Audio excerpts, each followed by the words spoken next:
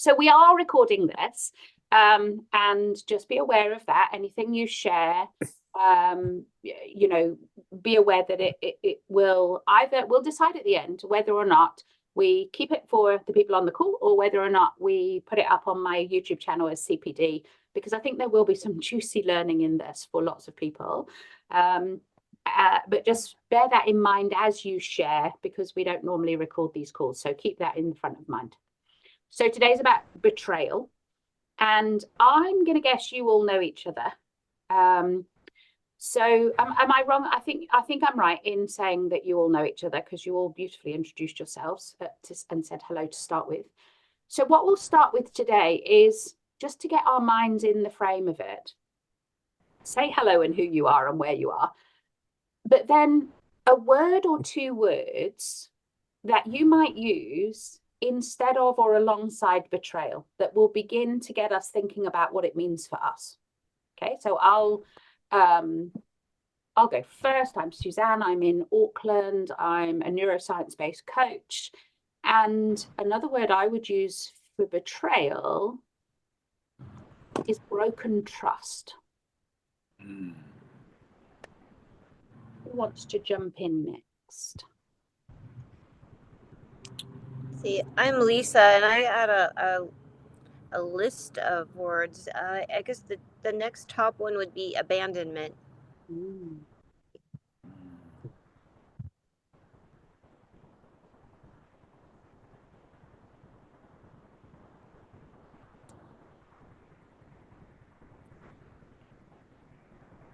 Anyone else happy to jump in? We'll keep it here in Atlanta. I am Lawrence, Lisa's husband, not boyfriend. And, the word that came to my mind, and I just kind of lost it here, is oh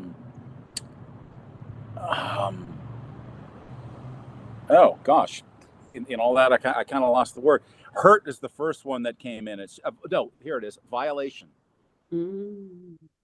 Or violated. Yeah. And what a beautiful indication already that this probably sits outside of just the head and language. The words, we come up with the words in order to try and understand and express, but actually it's probably a body-based visceral response at some level, at least. Yeah. Maybe I was trying to protect that word. I don't know. Maybe. Anyone else? And feel free just to say pass if you don't want to. It's fine. Okay, I'll go next. I'm Avalon. I am a wellness and success coach in Melbourne, Australia, working with small businesses, financial services, business owners. For me, the word that comes up with betrayal is treachery. Can you feel the depth of these words? They're big words. And I would imagine my generalization and bias, but within finance and financial matters, that's going to come up fairly regularly.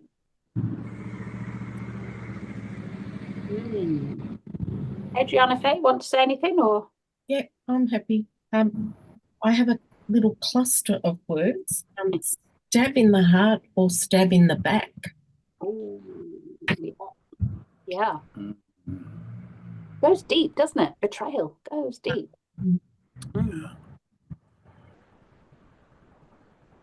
Yeah, I'm Faye in Adelaide, Australia. I'm a coach and consultant, and all of those words I have felt viscerally. I don't think I have a new word, but every one of those I really felt. The only other thing I thought of was heartbroken, because I guess that was the response. Now that I'm sort of revisiting, it's and it's a visceral thing.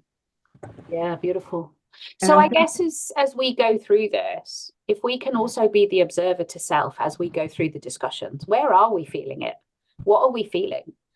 Is it a deep-seated, long-standing, ontological feeling, or is it a more values, conflict, heart-based. So let's just get curious about what shows up and where it shows up. And I don't think there's going to be a right or wrong answer to any of this. It's just exploring it so that if somebody showed up in our coaching room, we might be able to hold that space even more effectively for them.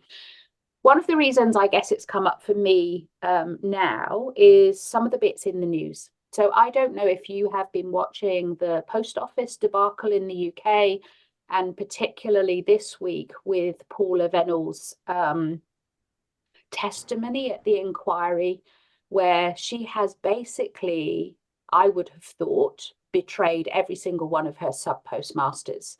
And she has denied, and she has rewritten history, and she has said she didn't know about things. And then when she's been given evidence she did know about it, she's then said, oh, well, I didn't know what I was reading.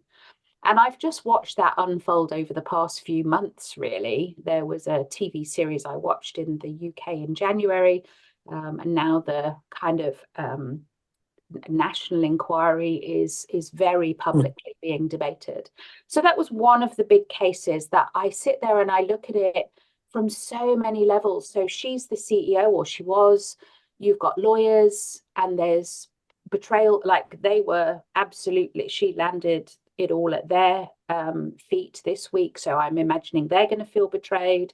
There's the sub-postmasters who were financially accused of misdemeanors when they've clearly shown it was a IT error. And there's just layers and layers of who might be impacted by this. And I guess the other public one, Lisa and Lawrence, passing it your way, you know, Trump, we're seeing similar sorts of issues, I guess, where even in a legal under oath, people appear to still be willing to lie, blatantly lie, even when evidence is put in front of them. And how, for the targets involved, that must feel like a double betrayal. That not only has the initial thing happened, but then the law is not standing up for them and helping them to have justice as well. So I started to get curious about some of these very public issues. And then, as happens, is a couple of memes came through on Facebook. So I'll just share the couple that I found and just see what happens in your reaction, I guess, as you look at those. So the first one, betrayal is a wound that never heals. It leaves a scar that reminds you of the pain left by someone you once trusted. And what really stood out for me in that is it never heals. And I went, I don't know if I agree with that or believe that. And if I did believe that, what would that mean for my coaching practice? And if I don't believe it, what does it mean for my coaching practice?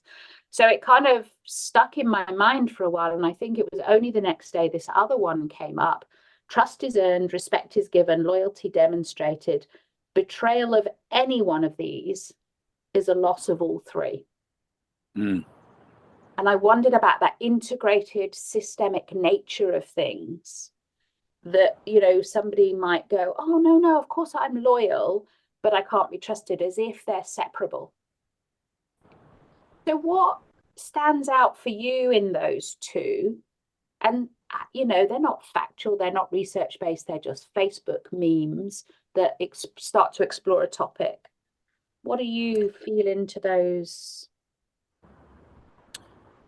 Well, the first, the one on the left, it talks about, first, it's a wound, never heals. It's a scar, and there's pain, and it's usually someone close. So there's a lot of stuff going on there.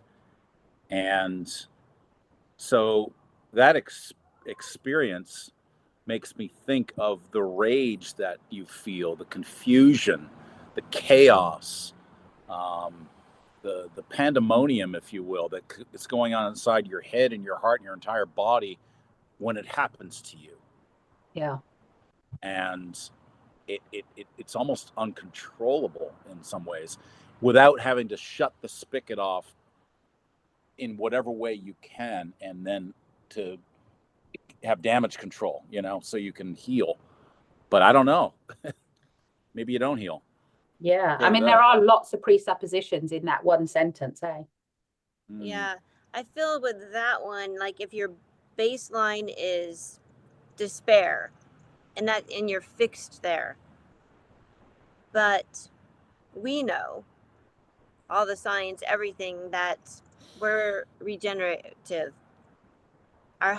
When we have hope, our hope that when we get back to our needs and heard and we start breaking down, getting to the wound, and the wound isn't as vulnerable and it feels safe again, it can then allow the hope for healing.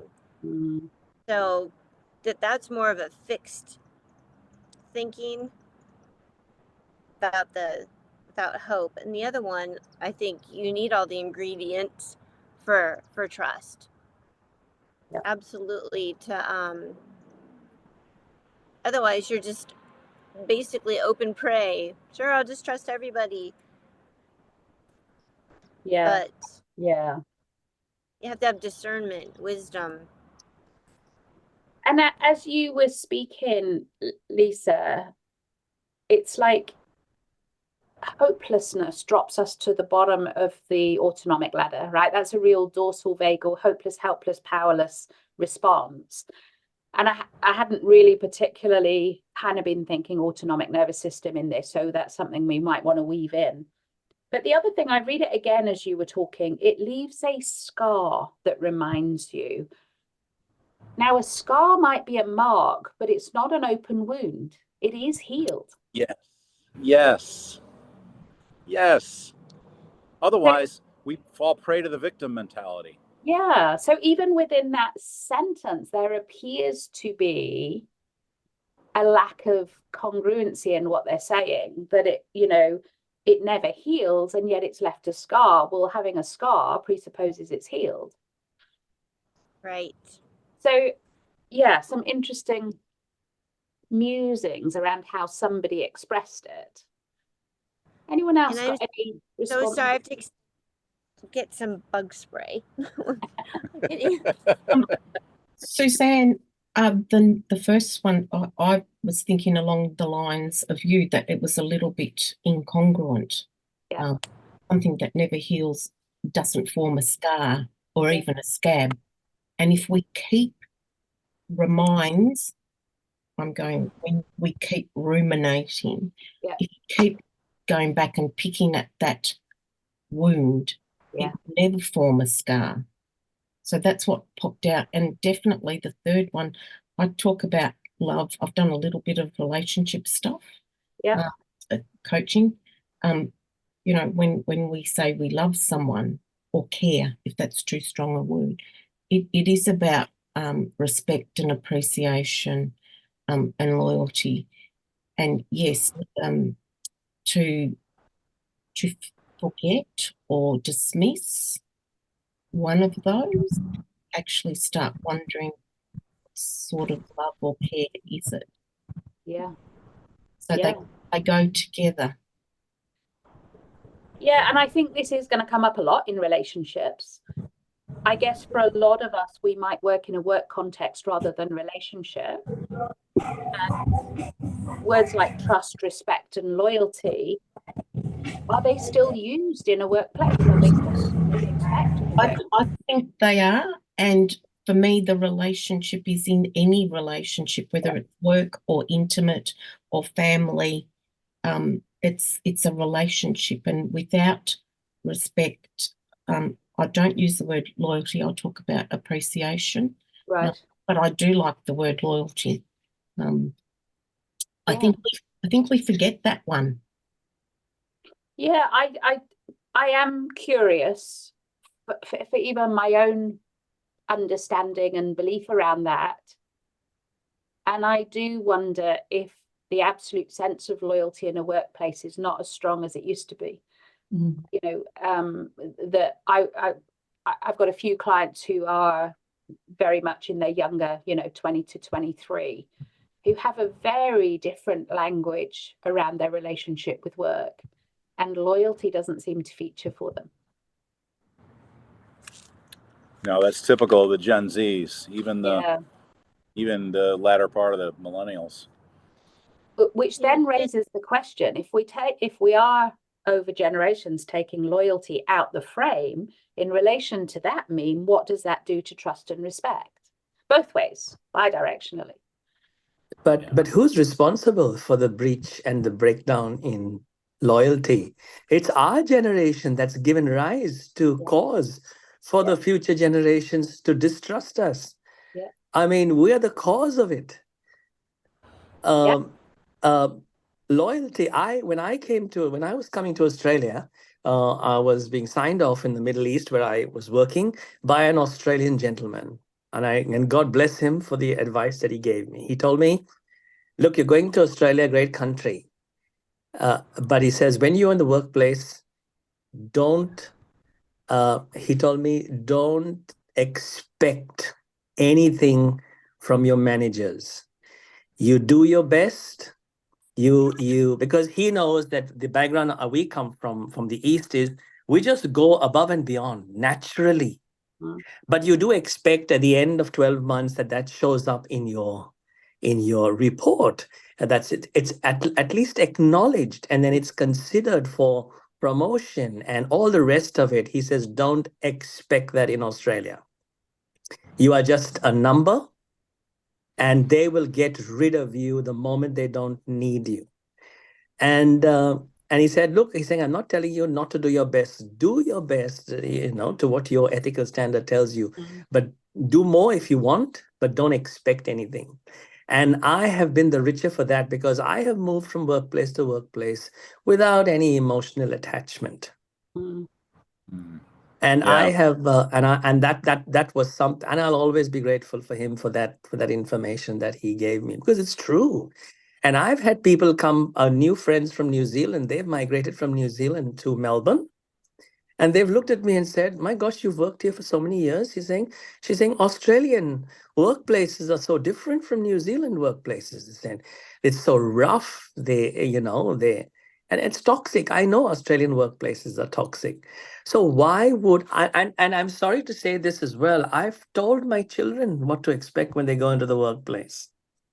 And I have trained my children to be loyal to themselves and to their families. Because the corporations here in Australia really don't care. And that's been my firsthand experience. That's been my firsthand experience, especially being in middle management in Australia. So I'm not surprised that loyalty just doesn't feature on the radar. And based on what I have said, I'm just throwing it out there. Why should it? Interesting. Some, massive issues that you have just brought into the discussion. And you know me, I'm a mismatcher, play devil's advocate. I'm like going, so isn't it great then that employees will never be betrayed because they won't be expecting those things to be in place, and the betrayal is the loss of them?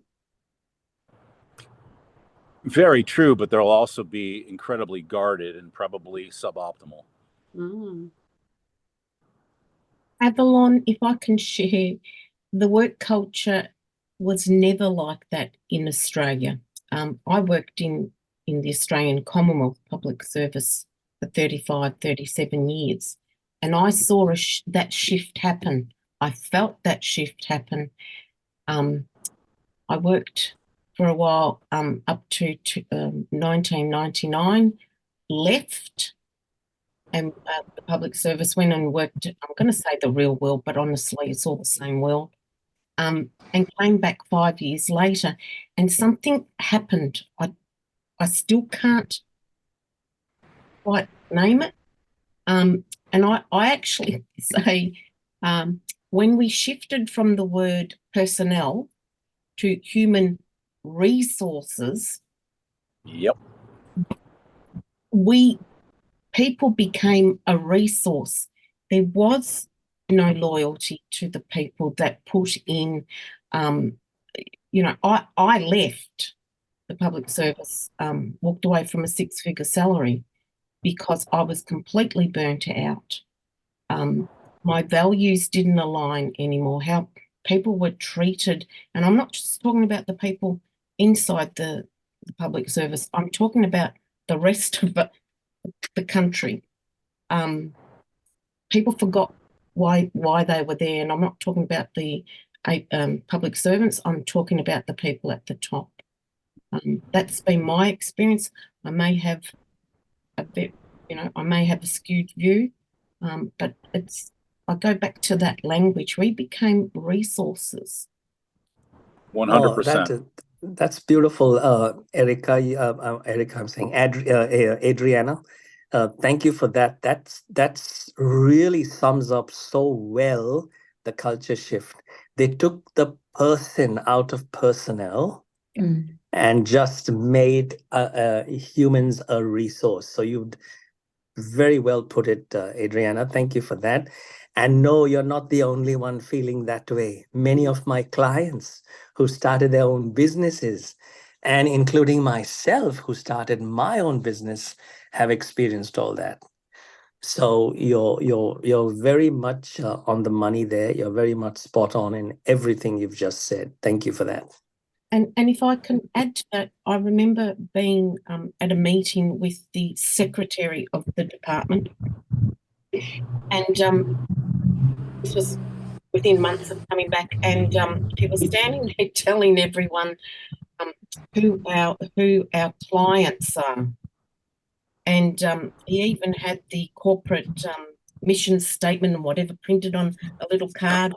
He's talking about our first client, our first client, our first client. And our first client was no longer the public, it was the minister. Oh dear. His words.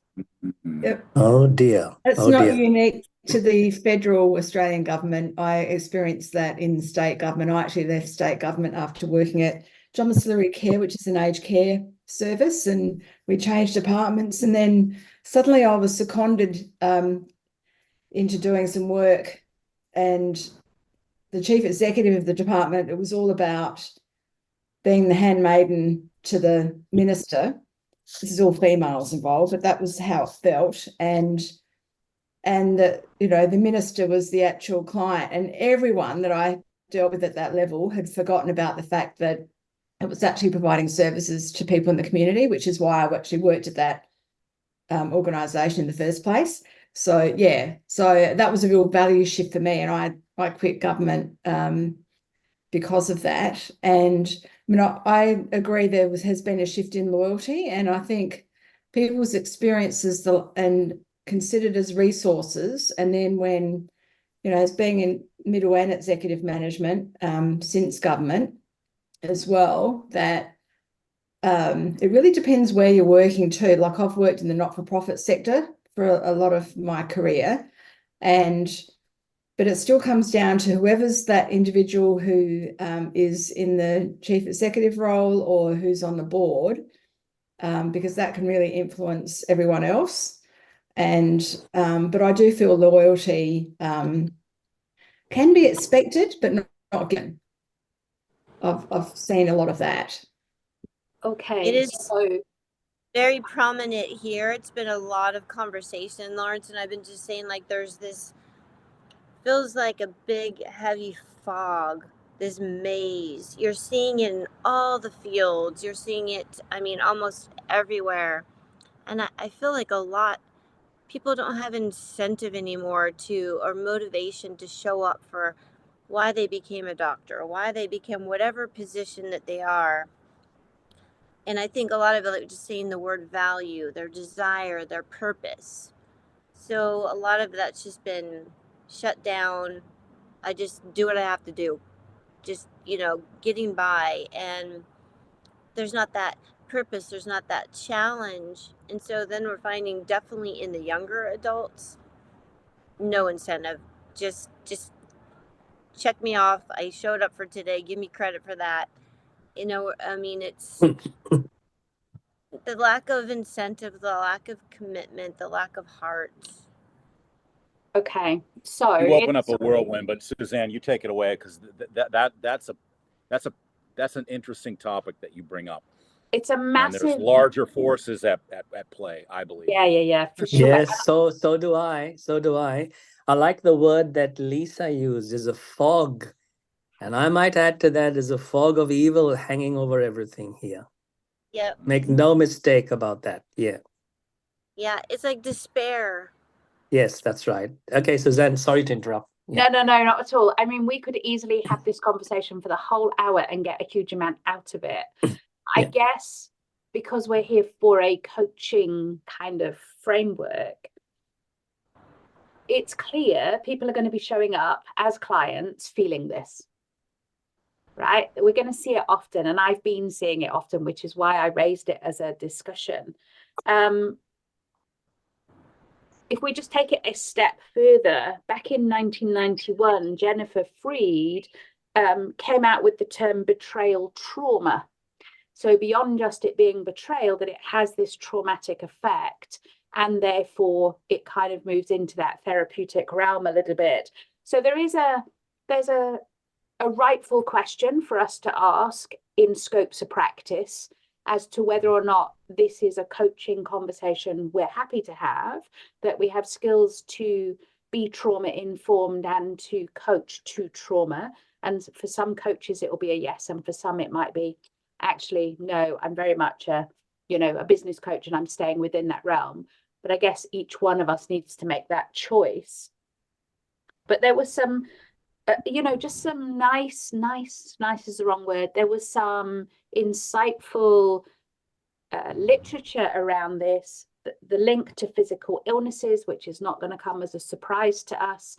And so again, how do we explore that within a coaching context? That effects can be both short and long term. So we're not necessarily looking at a quick fix. We're looking at this deeper, longer term therapeutic arm to it.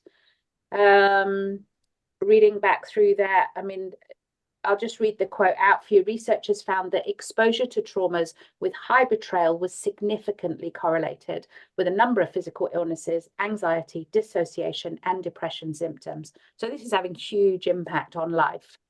This reveals that the effects can be short and longer term, and in the immediate aftermath of a betrayal, the betrayed will experience intense emotional distress. Individuals may experience various emotions: shock, disbelief, anger, sadness, fear, shame, and grief. The emotional impact can be overwhelming and persistent. The body may also struggle to recover from a betrayal, which can cause physical symptoms like headaches, digestive, sleep, and changes in appetite. Some of the common words that I was reading around the literature were hurt, disappointment, and anger. Those three came up time and time again. And there was literature about what the forms of betrayal were, some of which appear to be more personal relationship and some wider. It might be infidelity, dishonesty, disloyalty, harmful disclosures of confidential information. The next sentence is interesting. This is from Jennifer Freed's work, that the betrayal itself is subjective, that two people could experience exactly the same event, but the subjective experience of it will be completely different based on beliefs, expectations, and how others should behave in a relationship, which kind of goes back to the work conversation we were having. If you're not expecting it, the degree of betrayal might feel less because you weren't expecting it. It doesn't make it any more pleasant to work there, but you might not name it betrayal. So I thought that was interesting, and also the risk that for many people, they'll turn to some form of unhealthy soothing because it is so distressing and so deep. They will try to resolve that. Now, they might do that by cutting it out and just pretending it's not there, maybe shutting heart down, maybe even shutting gut down. We've talked about dropping into, the bottom of dorsal vagal, but others will pick up some unhealthy soothing, like all the ones we know about: substance abuse, food, being busy, whatever way they can to kind of manage it. And the other thing was, it's lonely and isolating. And we know the impact of loneliness on physical health. So I don't know what comes up for you there, and whether or not you've even thought of it as a trauma. Yes. Yep. It has to. I mean, Okay. because at the end, there's a physiological effect of betrayal. And yeah, and that so is psychological, emotional, but I believe that lends itself to the physiological as well. Yeah, and that research is now there to support that. So as a coach,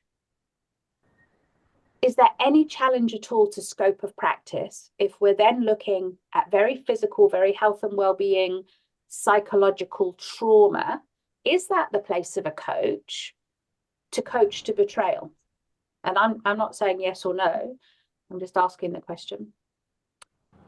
Could you repeat the question? You said to coach to betrayal? What do you mean? Well, Coach. so if a client comes to me and their issue is betrayal, is that appropriate for me as a coach to kind of coach that client around that? Why not? I feel that. I feel like it comes to surface quite often. You know, it's a common thing, and why people shut down, disconnect, if something happened relationally. And, you know, being that co-regulator to get them to safety, to get them to allow discovery of how we can just work through. So I think, you know, with embed, it's such a great way to co-regulate, to get them to safety. So is there a point at which there's a line that would be crossed? And I think of things like, well, definitely some of the health and wellness aspects of it, like if they go into depression or PTSD, or if mentally, psychologically, they go into suicidation. Where's the, and maybe it's, I think it is unique for each individual, but what sort of questions would we ask ourselves that might make us refer that client on, or at least in parallel, to a more therapeutic route as well? I would actually be, I mean, I ask questions in the screening. I've got a process where the questions are asked in the screening. So if someone already has a diagnosed condition, is already seeking support, well, then straight away you want to find out, you know, have that as the background, and not just have them come up and then suddenly, you know, come in and suddenly you don't know anything about their history. Yeah. So I think that's the first thing, to make sure we're doing that. I would actually be taking them through the balanced breathing and asking them where they feel it in their body, if they notice that they feel it in their body when they recall that situation, and go from there. And at each step, asking them if it feels safe for them to be doing the work, you know, at any time they start to feel uncomfortable, to be really aware of that. So raising that self-awareness within them. The flip side for me is that for an issue that's resurfaced for me after many, many years, is that finding a psychologist in Australia who also does embodiment work, I haven't discovered anyone. So a doctor, you know, can refer you with a management plan for a psychologist, but they're only dealing with the head stuff. And it's an embodied, you know, particularly for me, it's an embodied experience. So that's where, you know, it's really something to be, I don't know why that, you know, yeah. So that's where it's looking at the whole person and the not just their head. Yeah. You make a good point, Faye. You make a really good point, Faye. And yeah, very difficult to find a psychologist like that. I might just throw in this bit. A coach friend of mine who was a practicing psychologist has actually decided to shut the psychology practice and go full-time into coaching, because there are too many things tied into him practicing as a psychologist. When I say too many things, there are too many restrictions, because it's what is acceptable to the larger group of practitioners, right? Who are largely bodies. Correct. That's right. Interesting. Yes, very interesting. Because as you would know, that many of these other alternative practices, therapies, whatever you want to call it, is not accepted by medical research, right? By medical bodies. just because they don't understand it, not because it's not real, but because they don't understand it or they're threatened by its potential, whatever that might be. Yeah, I think the threat is very real. At the end of the day, if you shake the money tree, people are going to be upset. Absolutely. Yeah, So you make a very good point, Faye. Thanks. Yeah, I think there's more than just, I think the money tree is a big one, but within healthcare, the other thing is not having that registration. And so for coaches, we sit outside of any formal registration. There is no required standard of practice that we have to show we meet. And so for many healthcare professionals, that's a threat as well.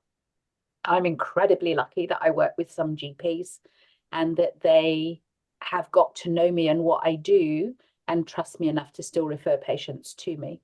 In fact, next week, I'm going down to speak at the National GP Conference on both multiple intelligences and polyvagal. So the world is opening up a little bit more to accepting some of the complementary modalities in. I totally agree that there's still this huge head-based focus for many of those specialties, and they feel that they can't go outside of that because they would be outside their own professional body requirements. Even within coaching, there are some groups of coaching standards where some of this might be questioned. ICF, for example, don't forget, it's not that long ago the ICF said because embraining was ontological, they would never endorse it. Now they've changed their stance on that, but it wasn't that long ago, just because it was embodied and ontological, that they wouldn't do it.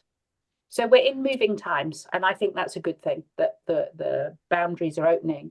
But I agree with you, Suzanne, but one comment to that, while they may be opening up, I'm noticing that there's a lot more neuroscience programs that are opening up within the university systems here in the United States.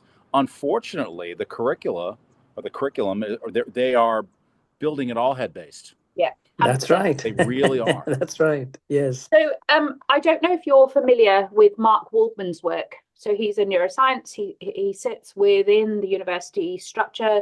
He works a lot with Andy Newberg. They have access to MRI scans. So a lot of their studies are supported by medical imaging of the head. And we went and trained with him a few years ago in order to be able to have the conversations with purely neuroscience-based, head-based researchers. And we were quite honest with him that that's what we were going to be doing. And us being Sarah Carruthers. And in part of the conversation being signed up for the course, he said, look, I'm more than happy that you want to come and learn this and that you are holding that belief there's a heart and gut brain, but it's complete pseudoscience. It's, it doesn't hold any weight with me whatsoever. And just to let you know, I might openly mock you in the courses. So we did the course. And you know how he starts every session with a client? No. Put your hand on your heart. What's your deepest value? And I'm like going, that's really interesting. Why would you ask your heart if there's nothing below the neck? I like that. Did you ask him if he would like to revise his opinion? No, he's very, very fixed in his view, and all of his imaging is head-based MRI, and so inevitably that's the evidence they have. And I respect that. He's a great neuroscience researcher. He's a great. Can't get out of his own way. But I wonder, what is that cognitive? What's the evidence that would need to be provided to break that cognitive dissonance around that? And I would say pretty much universally, people in an academic environment that use the term neuroscience are talking about head, brain, and nothing else. Absolutely. That's right. Absolutely. Well, the MRI scans, you've got your heart math in the back. So while they're doing the scans, speaking to the heart like how he did, to see what's happening in the head, to see the changes. Part of the problem is, and I speak as a diagnostic radiographer, that was my professional roots initially, we don't have the ability, scanning wise, to be able to show the level of detail in the heart and gut to answer those questions yet. But the brain scan, so, you know, while they're like getting the neurofeedback from the brain, speaking to the heart, they can see what's happened. They can see the correlation. Absolutely. In the head. Yeah, absolutely. Right. Absolutely. With the MRI scan. And there are pieces of equipment being built that are claiming they'll be able to do that in the heart and gut in due course. Yeah, that's the exciting part. Yeah, but right now questions we how don't far. have it. Yeah. So those people might have what I like to refer to as PhDs. With all due respect to you, Suzanne, you're a mighty exception in this space. The rest have permanent head damage. The rest have PhDs, permanent head damage, right? Because they can't see below the head. I would even take that a little further, Avalon. I'd say many of them suffer from acute cranial rectimitis. Oh, gosh. Oops. Ouch. Okay, I take that on the chin, as they say, and I think you're right. I think it doesn't apply to you, Suzanne. Suzanne. You It does not were apply to exempt you. from that comment. But academia is very much knowledge. That's right. Knowledge. So that's the socialization within it. Okay, let's just flick through a couple of other slides. So the next one is just to say that gaslighting, which we're probably broadly familiar with from bullying material, I found a quote that said gaslighting can be described as the ultimate form of betrayal, as it's a serious form of manipulation that causes victims to question their reality. And I look again at that Paula Venel's CEO stuff of how she is rewriting history. That didn't happen. I never said that. It didn't mean that. I didn't know what I was reading. It's classic gaslighting. And if you look at gaslighting, you then also come across the term DARVO, which is about deny, attack, and reverse. And so what the bully or the manipulator does is say, no, that's not true. I never meant that. It's all your fault. So having that linked with betrayal was quite an interesting one for me, because I hadn't necessarily thought of it in that, because you know that I'm a global advocate against bullying. I work with a global group of people trying to eradicate bullying. I throw that in. Now, hopefully, there's a after betrayal, right? The betrayal, whatever, and usually what happens is the target will walk away. So there's a disconnection from who was doing the betraying, but then there's all this research around what comes up, and the commonest word I read was devastating. Again, taking the depth of it, devastating. So 76% of people feel a loss of power and become hypervigilant. And then, of course, you're going to see stuff where perhaps it doesn't necessarily exist. 90% flashbacks, that's my link to the PTSD. If they're getting mental flashbacks of the betrayal, that's a form of PTSD. And so, how do we break those neural patterns? How do we create different neuroplasticity to help them move to a different story? Because every time they retell the story or they refeel the hurt, they're emphasizing the old betrayal pathway. Saying earlier, like, if you can safely get to the vulnerability, to the wounded, hurt part that's been so tight, so defensive, so protective, if we can, and this is kind of also where to have that discernment, are we the ones to handle their situation, their case? Yeah. That depending on their adverse reaction. Yeah. Are they really unsafe? Then we need to take them elsewhere. But if we can get them to break those barriers, break those walls of defense of that story they've been telling over and over, to break it down to where they can acknowledge and get them where they're safe. We could be into that discovery phase of finding the truth. And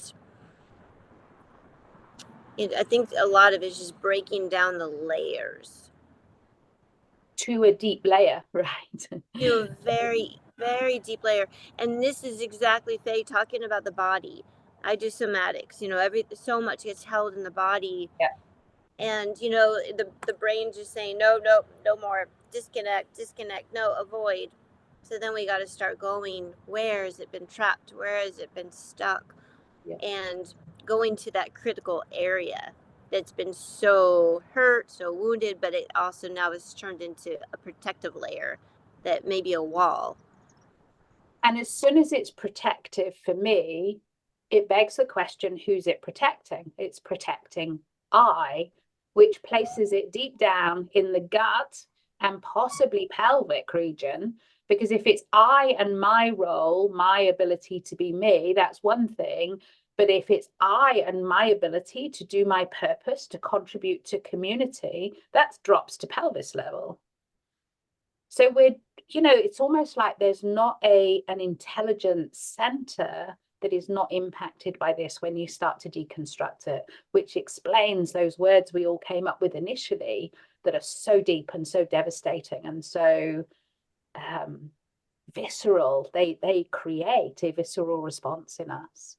Yeah, I agree. I think there's probably an initial place where someone feels it, and then you go deeper and deeper. I think it's the whole body, because I was, with my own situation, I was trying to really reflect, and I don't think I would be unique in that betrayal was just one part of it, the situation. And so that, yeah, and having done master coach training with you, Suzanne, it was like, this wouldn't be, there wouldn't be any intelligence not affected by it. No. Which begs the question, for those people who are still only approaching it from a head level, maybe that's part of where the belief comes that it's not solvable. Well, I think talking therapy doesn't solve the problem, and therefore it is unsolvable. And you can have years of therapy and you're still not dealing with the embodied impact of what occurred. Okay, so again, aware of time, and I want to get to the so what. Just the last point on that previous slide, Suzanne, that's jumped out at me. 82% want to move forward, but don't know how. Yeah, so if ever coaching had a good role to play, right? Helping them find their inner wisdom to find the how. Yes. Yeah, thank you. So to your question, is it part of our thing? If not us, then who? Yeah. That's right. That's a great, it's a great way of looking at it. I did it was serious trauma and suicidation training. And I was in a room with maybe 100 people. And the trainer who had come over from the UK said, right, let's just get this out in the open before we start. There's a huge range of different people in this room in terms of roles and qualifications. And if any of you are thinking that there's somebody else outside this door that you could refer the person to or that could deal with this better than you, you're wrong. If they reveal that to you, you're the best person to deal with it in that moment. And it was quite a moment to me because I thought I was really pushing my scope of practice going and training in that area. And it was like, yeah, what are we going to do? Say, I'm sorry, I can't help and leave them back in the street? You're not, are you? Leave them hanging off a bridge because you don't have the right initials after your name? Yeah. I know this question comes up, like, and I know embed with all the different forms that, these cases you should take elsewhere. But from my experience and getting down to the layers where, a client had been to therapy for years. And then, one embed session, she just, and a lot came out, but she had this freedom. And because the tools just safely unpack, and because it doesn't take them just in the head, they have that freedom to just move around in it. it just creates so much opening. Yeah, I think it is for me it depends answer. It does depend on the client and their ability to hold their state and manage their state to go through it. It does certainly depend on the practitioner and what other skills they might have and how experienced and confident they are.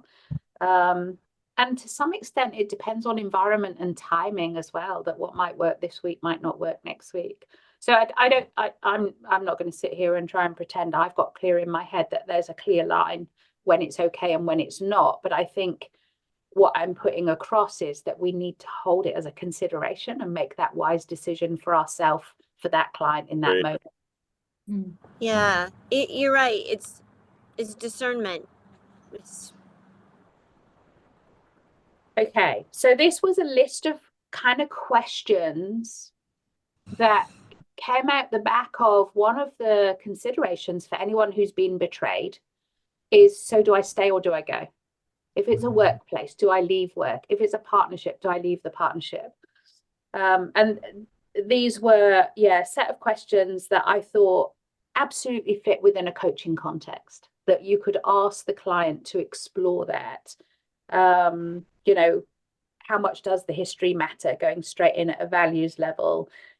What's changed over time? Have you grown apart? Is something different? If it's a workplace and there's a new leader or CEO in, are you still holding on to what the old values, philosophy, purpose was? And actually, that's just not what it is anymore. So I thought there were some sensible questions. Happy to share these slides if you want them afterwards. Just flick me an email. I'm happy to flick them over to you. Or if you want to take a picture of those, feel free. I would be able to tell you where they come from. They come from Very Well Mind. I like Very Well Mind. They often offer some really sensible, pragmatic advice around mental health issues. So that's where it comes from.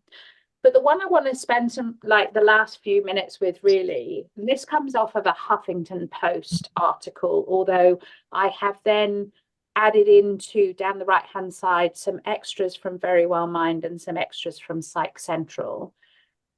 This is what I found about recovery. So how do you recover from? What would you therefore bring into a coaching session? And what I've tried to do, I don't know if I've got it right or I've oversimplified it, but I've tried to go, so for example, erase or disrupt the memories. Is that a head-based little piece of work that we would do? Forgiving, is that heart-based? And I'm not 100% sure it's only heart-based. I think true forgiveness comes from gut as well. I think it's deeper than just heart. Getting out the system and throwing it away, that felt to me like there was an action component. So I put gut, right? So you can see where I've tried to indicate some of the obvious ones. Are there any in there that you resonate with, that you go, oh yeah, or any tools, tips, ideas? Let's just pick one. Rebuild trust in self. That's a massive topic, right? Self is obviously at gut level. How would we do that? How would we bring it into coaching? If someone's been gaslit over and over and they now question their own interpretation of who they are and what they're supposed to have done, how do you rebuild that for somebody, or how do you help them to rebuild it for themselves? What part do you play as a coach? You emphasize the rebuild trust in yourself, and with the gut, it's almost like just being tender-hearted to the gut. Like, I'm gonna be here for you. I'm gonna carry you. It's safe here. We've got some stability, so that way you can get to a place of mobility and movement again. So it's almost just being tender-hearted to your gut. You're safe here. And as a coach, your opportunity to offer co-regulation. So they might not be in the position to be able to regulate, but you can offer that, and the insight that you see about them, that you'll hold that space for trusting them until they're able. Suzanne, there's a term, it's the fourth one from the bottom, that I find fascinating. It's called, you label it as control emotions. And I think that is an interesting topic, because do we really seek to control our emotions, or are we helping them to properly use the emotions? And feel them. Maybe it's the controlling of the emotions that gets them into the problem in the first place. Yeah, that's the wording straight out of Huffington Post. So yeah, it's interesting. It just sort of resonated with me in a odd way. Yeah, and again, you can see I've put a little neuron on there because I think ANS is absolutely central to that. You know, The last point. whole regulation. Yeah, Avalon. And the last point, reaffirm your faith daily. There you go. Yeah. Yeah. I find it fascinating that it appears on the list at all. Yeah. That's true. To be fair, I think in that, because what I've done is shrunk that post down to a list, right? It was also about faith in self. Yeah. As opposed to okay. spiritual faith. Got it. Yeah, I figured But you can take it whichever way you like Post, it, isn't it? Yeah. Yeah. But it is a good point, is spirituality, in whatever form, whether it's connection to others, being part of something bigger, having a faith in someone greater than you, you know, I think that is an essential part of any coaching practice on change work. And I introduce it into all my coaching. I agree, Suzanne, 100%. Because otherwise, you're working in the temporal. You're working on a level that ultimately is going to fail you. If you put your faith and trust in a human being or in human mechanisms, there's a grave limitation to that. Yeah, and that's presumably absolutely right. somebody's done that and then been betrayed, right? And so they've got the confirmation that that's not trustworthy anymore. And if that was where all the trust was placed and that's been taken away, that's wobbly ground. Yes, it is. Sandcastles. Who do you ever trust again? Yeah. I think I just see the word betrayal and I think of disconnect. You know, I need to go to safety. I need to disconnect. I don't trust people. So as the coach, find connection. And so that's the co-regulating with them and just being there. And that penultimate one on the list I thought was really interesting, is part of their kind of advice about recovery was to go and find two people that you do absolutely trust. So kind of beginning to rebuild that pathway again with people who you already know you trust. But I do wonder with some people whether they would have two people they absolutely trust. Yeah. And whether or not you would see it through a clear filter that even if you thought you could trust them, you might now doubt that because of this massive betrayal by someone you trusted. So I thought it was an interesting list. Again, Very Well Mind. I like Very Well Mind. I often will link a page to a client. If we've talked about something, I'll often give the Very Well Mind reading around that. And I love the fact that they said, you've got to acknowledge it. Let's just call this out for what this is. This is betrayal. And get them, maybe like we did initially, to say, well, what words, what story are you holding? What meaning are you holding around that, so that you know what you're actually coaching to? And then have safe space to feel it. Let those feelings be felt and expressed, which presumably within the betrayal relationship, that hasn't been allowed. Reflecting on what's occurred, and I think with some real, you know, whether that's through journaling or coaching, to actually give them space and time and permission to take time to say, well, what's really happened here? And the Byron Katie stuff, you know, is it true? How do you know it's true? How are you behaving because you believe it's true? They could be some great questions for exploring the reflection of what's actually happened, because humans being humans, we add up 2 and 2 and make 6.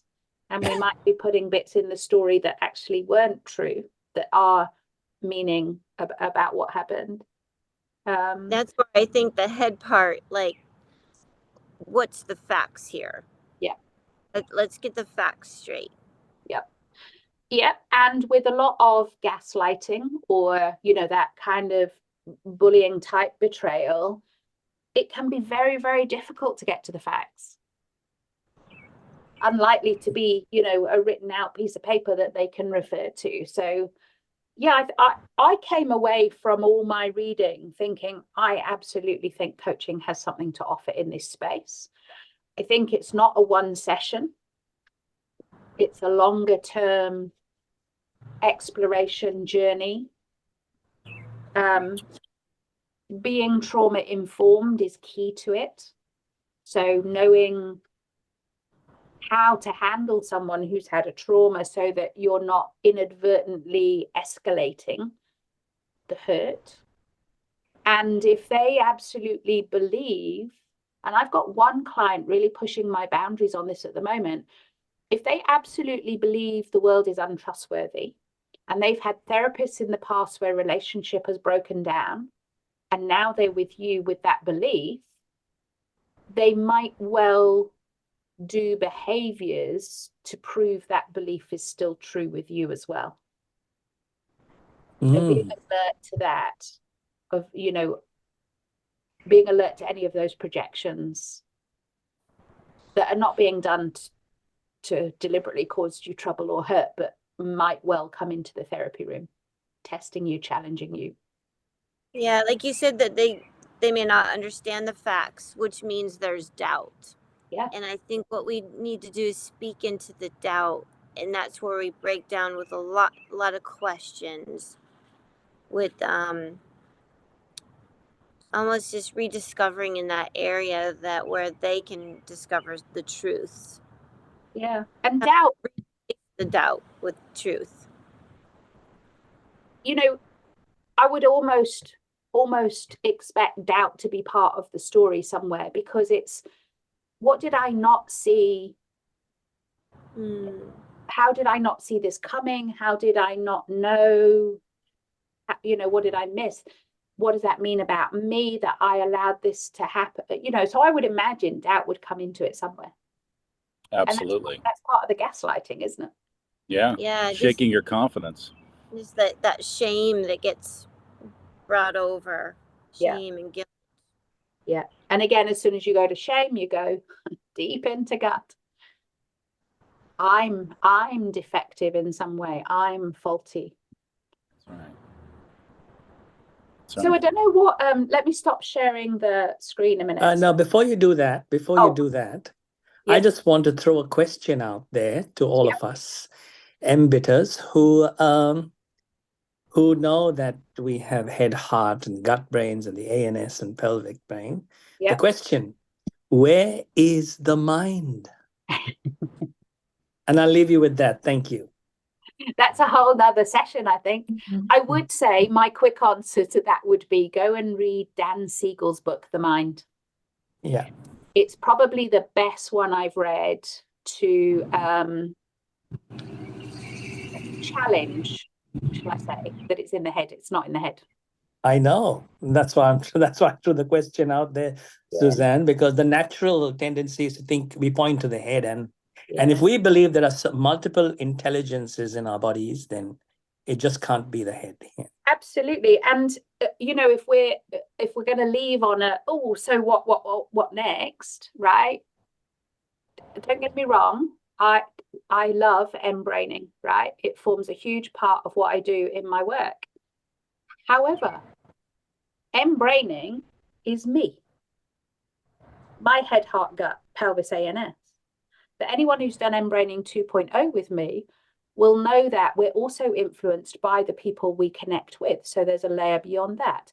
There's then environment beyond that. There's then quantum and spiritual beyond that. So coaching just to this is great, but it's not the whole story. And then we're looking at a whole system, all those things impacting on me, coming up against another whole system of somebody else and all their influences, and the quantum entanglement that can be positive or negative is, I think, often where we get those real juicy, real cases that don't just quickly fix. Right. And that's where I love coaching. That's where I'm getting a bit of a reputation for helping people who are stuck for a long time. Yeah. And We I have think to be really good interpreters because the language gets stuck. That's right. well, yeah, do we? And I don't know that I'm a great interpreter, but I will hold the space for them to interpret their own. There you go. Maybe a Oh, I love facilitation that. for I interpretation. love that. Maybe that's a Yeah. better way of putting it. Because Yeah. I can never know what someone else is thinking, because I can never know their beliefs and their experiences and their projections Yeah. and perceptions. I can, best guess. One of the most vivid examples I had of this was on my first ever coach cert. And I did the communication phase with someone. We had a beautiful communication demo. And then I called them back up for the, congruence. And she just blocked. And I'm like, what did I not see before? Grant was in the back of the room. Grant, did I miss something? He said, no, not at all. There was no sign of it before. And eventually, because you haven't done all the kind of cognitive dissonance stuff, you haven't done kinesthetic interrupt, any of that at that point in the course. In order to keep people with me, the only option I had was to keep coaching around the three brains to try and get alignment. And when she finally came up with her resource, it was a tornado. And I'm like going, everything in me, if I use the word tornado, would see that as a disruptive force. So my interpretation would have been completely wrong. And what I did was just do a quick checkout. Hang on a minute. Can I just check in with you? Talk to me about this tornado. Tell me about the tornado. Oh, it's great, she said. It's bringing them all together. It's getting energy and they're moving. I'm like, great. We'll go with the tornado. So wild you bring that up, because that came out as a visual depiction in one of my sessions. When we were going through training, and I had the tornado, and I had the same definition or the same interpretation that she had of that. So I agree with you. I think it's more of that. We're guided self-discovery. We need to bring people through that, but I still do think that there is language dissonance that takes place, and helping people through that in some way with other skills. No, not that we're projecting our own interpretations onto any. That would be a disservice. We're offering coaching to help them discern what their language means, because how many of us use words and we don't break it down? We don't really know what we mean by the word. Bring some beautiful, clean language into it. What sort of tornado is that? And then what? That's right. So yeah, I came away from it feeling. So and I'll ask you your biggest takeaways in a minute. My two biggest takeaways were, one, I absolutely believe coaching has a place in this space. And the other one was to just hold that safety so that if that client is crossing the line or overwhelmed or unable within your skill set, then at some point maybe handing them on. So yeah, maybe that's a good way to end. What's your key takeaways from this? Facilitation for interpretation. Just letting you know, ladies and gentlemen, I'll be trademarking that. Say it again, Avalon. Facilitation for interpretation. Interpretation. Yeah, beautiful. You can't trademark it. I threw it out there. I know. I was waiting for the reaction, Lawrence. It took a while, but it came. That's all right. No, I just love those words. It just makes it easier to work with. Yes, less is more. So therefore, those three little words says so much. Yeah. Yeah. Thank you for that. Yeah. And it presupposes that you're accepting it exists and you're witnessing it, right? Yeah. Beautiful. Yeah, that's how I see ourselves, that we're facilitators, or I'll think of, just a flashlight, just to kind of help expose what's been hiding, and we can go there and we can overcome this. Just, a source of hope. But that's why I feel like absolutely we could be a great place of helping them through trauma, betrayal trauma, all kinds of traumas. Yeah, beautifully said.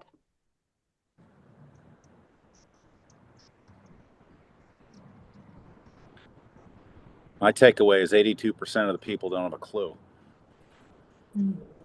What So to there we do. go. That hit like a ton of bricks. Yeah. And I'll add to that, and they actually want to move forward and they Yeah. don't know. Yes, Yeah. that's right. I was reading that in the book of Hosea today that I'm not quoting, but like the majority of the ill behavior is because of the lack of understanding. Yes. So if we can help through with understanding and that to empower them, yes, you can and have the tools to work through this. And normalizing that all the research shows this is devastating and you're absolutely okay to feel gutted, hopeless. That's normal. Yeah. Yeah, we don't have to bring them to a smile right off the bat. Exactly. Because that'll just shut them down as well. Yeah. Acknowledge the pain. Yeah. Because how many of us then beat ourselves up that we're overreacting or we're not coping or we're not, whatever. Yeah. I think many of us, there's a power in the pause. And I think we're so... Quick, Avalon, trademark it. Yes, I've done it already. All right, you get the down under, I get the northern hemisphere. So. But yeah, the power of the pause, and what I mean by that is we're so quick to have to feel like we have to fill that void. Struggle is good. Allow that. Yeah. Take that deep breath. I just, and that I have found in my world that rings true in so many different things. Yeah. Let it be. Yeah. As coaches, sometimes I feel like, wait, I can't be going through this hard stuff, and feeling chronic pain or whatever. No, because I'm helping other people with that. And I appreciate it. I think it was Dan Siegel, maybe Peter Levine, like, this is constant, and just as them as experts. Oh, no. We feel this. And I know this is exactly what brought us here because we know personally, we've experienced it, but we believe we can have the tools to help you through. Yeah, beautiful. Beautiful. Faye, Adriana, any final takeaway? You're muted. You'll have to do it by interpretive dance. Rain is coming. I was just thinking, my brain is in that. I was going to say vortex, not a Tornado. Tornado. Yeah, I was thinking more a vortex. You just see everything spinning around. No, thank you. This has been a topic close to my heart, and the power of the pause. What kept coming through for me, and I'm taking power of the pause in a different context, which is sometimes we have both. Some people are really quick to want to fix things, and some people it just goes on and on and on and on and on. But there's a time and a place that you've got to allow whatever there is to come up. And once it comes up, then as I'm talking about us on a personal level, let alone coaching, when we give it time and space to come up, then we can acknowledge it, feel it, reflect. I really like that simple from the Very Well Mind. Yeah, just acknowledging it and feeling it so we understand what is it that's happening. And once we can feel it and name it, reflecting is good, but if we keep going back and it's like going back to that wound you keep picking at that sore, because you are sore, it's, yeah, maybe that's when you go get help, when you keep going back and picking at it. But thank you. This has been more than you can imagine, a very close topic for me, with the daughter that's gone through a very crazy separation. Yeah, and I've just had to stand back and watch, because she Hard. wasn't ready for anything from me other than just holding space and supporting. So yeah. Time is really important in this. Yeah. And I believe both of those, two of those. Timing, I believe, and what I say to my clients, I believe, is stuff comes up when you're ready to deal with it. So trust the timing. And the other part of that is, I do believe there's a choice component in it. That at what point in time am I willing to make the choice to do something about this? So that, choice point, and at what point is it so painful that you want to come back above the line? The client I spoke to you about earlier, for me, he is convinced that if he changes, he will be more unsafe. So you can totally understand why he's stuck in the stuckness. So we're working on changing some beliefs around that. So yeah, timing is crucial. So does he feel safe in the stuckness? Not well, it's back to the comfort zone, familiar zone, right? Yeah. Does he feel comfortable? No. Is it familiar and at least he understands it? Yes. Yeah. I agree. One of the things I was going to say is that things come up when they're meant to, when you're ready to even acknowledge it, let alone for it to be healed. And that I think the situation can come up out of nowhere in any form of coaching that you're doing. Something can just be a surface memory. Something will trigger that recall of that situation and acknowledgement of it. And so for me, I've got a lot out of all of the discussion. And I think for me, it just reinforces that if something is coming up, and just ensuring that from your own perspective, you're doing what you can to keep that, to have a sense of safe environment for the person to discuss whatever they want to, and to feel into and to actually feel into their body what that is for them. It's really important, and to be honouring that and being mindful of what else is happening for them, what time frame you're within, and everything else. So, I mean, I've tended to have a schedule where I've got at least half an hour or potentially an hour free before I'd book anyone else anyway, or any other arrangement. Just because, and I allow 2.5 hours, because you just don't know what's going to come up. Yeah.